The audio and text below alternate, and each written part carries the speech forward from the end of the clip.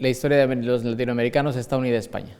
Toda la historia de nuestra vida tiene raíz acá, y entonces quieras que no, dentro del corazón de cada latinoamericano está la posibilidad de conocer España y de conocer esto que nos ha formado a nosotros, que como latinoamericanos tenemos una raíz profunda en la lengua, la cultura, las tradiciones, la fe, y entonces volver y conocer y venir y encontrar de dónde venimos es muy, muy interesante. La leyenda negra fue fundamental en la política británica para menoscabar la autoestima de España, para romper el ser español y romper al mismo tiempo el ser hispanoamericano. Si nosotros pensamos que hemos tenido todo un pasado catastrófico, hay un determinismo falaz, pero porque la historia lo que enseña es que puede pasar cualquier cosa, pero en ese determinismo la autoestima lleva pues a eso que hemos oído tantas veces: este país ya se sabe, los españoles ya se sabe, los de otros países hispanos. Es decir, afecta mucho y sobre todo afecta al presente y afecta a la posibilidad de los futuros posibles. Y hoy resulta imposible explicarle al común de la gente, explicarle a los alumnos que el famoso genocidio no existió, que en realidad la conquista de México no la hizo Hernán Cortés, sino que lo hicieron los indios, porque Cortés, pobrecito, estaba él y un par de locos más que no superaban 300 personas. Por ejemplo, cuando dicen que el genocidio, parece que hubiéramos matado millones de personas, han muerto más indios con el avance del general Roca en Argentina, en la conquista del desierto que se llama. Fue el exterminio de indios, y todavía en los años 1910 o 12 es la guerra del ejército mexicano, iniciado en 1821 con la independencia, contra los yucatecas. Tribus de yucatecas que no querían someterse al nuevo sistema de la República de México, y allí fue miles y miles de víctimas, como no se han producido. Las matanzas de Cholula, la matanza inicial de Tlaxcala, eso no tiene comparación con lo que se ha hecho después en México y en Argentina. Cuando uno se pone a ver los pueblos antiguos, por ejemplo, si alguno va a Tlaxcala eran 4 cacicazgos oprimidos por los aztecas. Se unen a los españoles, al ejército de Cortés, y derrotan 60,000 efectivos de Tlaxcala para derrotar a los aztecas, y se les reconoce el cacicazgo como título real, se les da escudo, se les da todos los privilegios que tiene cualquier noble español. Doña Isabel, la hija de Moctezuma, Isabel de Moctezuma, se le casa y se le da título real. Se reconoce su nobleza. Es decir, no se hace menosprecio ni menoscabo de la dignidad que tenían en ese momento. Se les reconoce la autoridad que tienen. Todavía hay un historiador yucateco que dice que todavía existían príncipes mayas hasta hace pocos años. Entonces, se respetó esa sociedad con sus parámetros y se equiparó con los parámetros de España. Es una parte que a veces nos olvidamos, ¿verdad? Que existen los condes de Miraflores, que son descendientes de Moctezuma. España incluyó a la población aborigen, de ahí que al poco tiempo hasta se les dio título de nobleza, ¿no? Había unos descendientes del Inca Huanca Zapac que incluso hasta portaban el toisón de oro, la condecoración más importante de Europa, que portar el toisón significa poder hablar en nombre del rey. Primero que en realidad el Imperio Español es construido en América por los aborígenes conducidos por los españoles. Y es defendido por los aborígenes cuando algún español quería hacerle alguna trampa al rey de España, traicionarlo, querer separarse, que ya del siglo XVI había algún español tramposo, y el imperio se mantuvo por fidelidad de los aborígenes, que veían un cambio social, veían un cambio tecnológico. Pensá que hay tribus que saltaron del neolítico a la modernidad en 1 o 2 generaciones. En 3 generaciones ya eran universitarios. Mira, hay una cosa que se le ve clarísima a los imperios, y es que los caminos hacia las zonas altas de la sociedad no están vedados.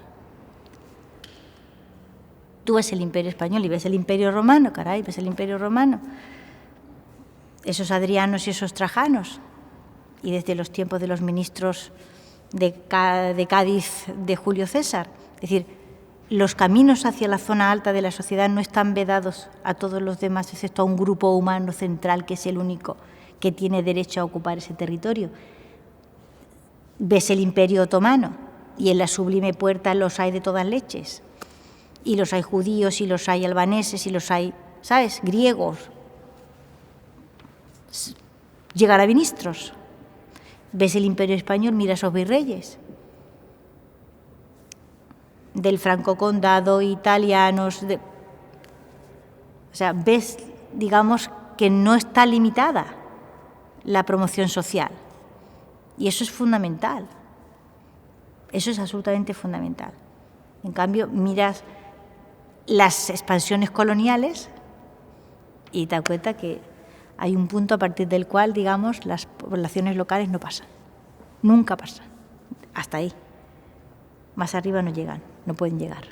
En los últimos años, los historiadores de ambos lados del mar, del mundo hispano, hemos podido ver ese policentrismo y que el imperio hispánico se parecía mucho al imperio romano, es decir, una serie de ciudades y puertos que articulaban las rutas de comercio y de navegación, que tenían su propio espacio económico, su propio espacio agropecuario, y que a través de una lealtad al monarca, un monarca que no está físicamente, pero que sí lo está a través de sus representaciones, se saben y se sienten partícipes de una misma monarquía. Y por lo tanto, ese policentrismo creo que es la clave del gobierno del imperio a lo largo de 300 años. Si no, no hay otra forma de explicarse cómo subsiste un imperio tan grande, tan distante, ¿no?, separado por el mar, donde un barco tardaba 3 meses por lo menos en cruzar el Atlántico.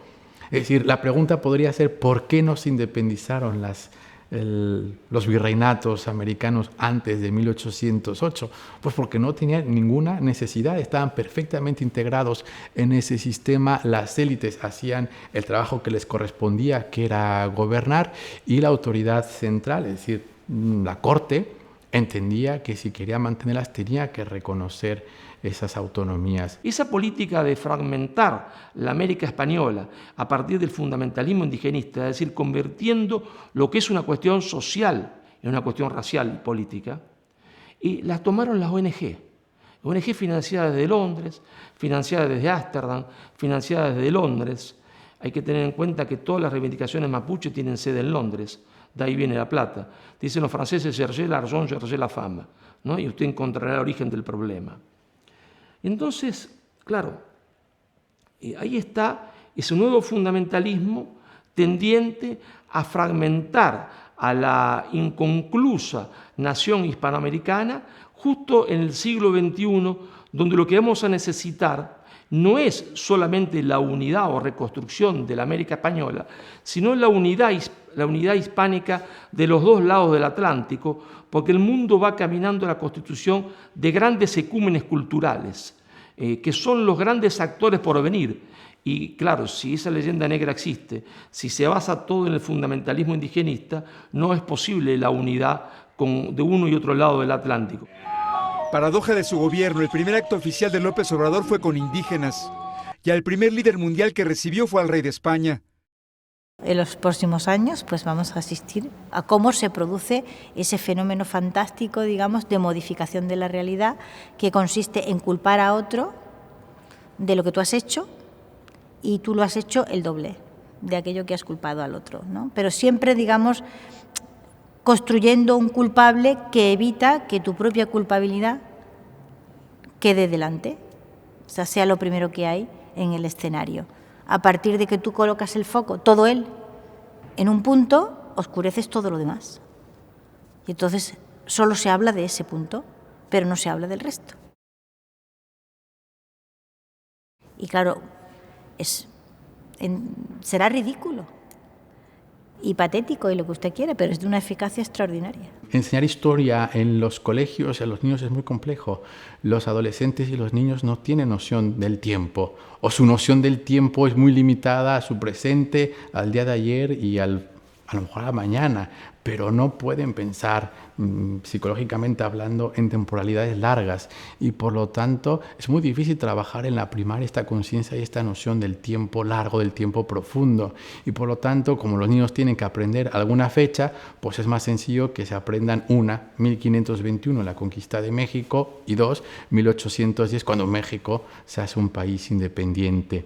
Como tenemos un país tan complejo, los índices indican que el 80% de la población mexicana no termina la educación secundaria, y por lo tanto, es decir, es una escolarización de apenas 15 años, y por lo tanto no pueden profundizar en ese conocimiento del pasado, y se queda la población con esas dos fechas, y por lo tanto pues es mucho más sencillo también de manejar para una gente que no necesariamente tiene las herramientas intelectuales para pensar el pasado de otra manera.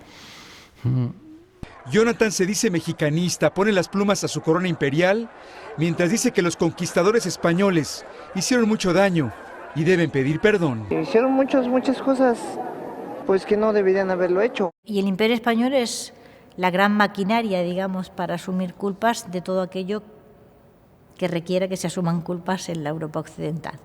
Porque estuvo ahí, era gigantesco, ya durante muchísimo tiempo, siglos, está absorbiendo cualquier clase de maldad que haya que fabricar en la Europa occidental. Necesitas un culpable para una maldad, pues seguro que el Imperio Español te ofrece alguna posibilidad para resolver el problema. Cuando tomamos la historia y tomamos parámetros políticos específicos de una realidad actual para dar respuesta a una realidad social, política de un partido, la historia deja de ser historia. La historia se convierte en un arma sociológica. Para que la historia sea historia, tiene que ser objetiva. Tomar en cuenta un lado y el otro y ponernos sobre la misma mesa y evaluar los hechos por el momento en el que pasaron sin dar el triunfo a unos ni a otros. Esa es historia.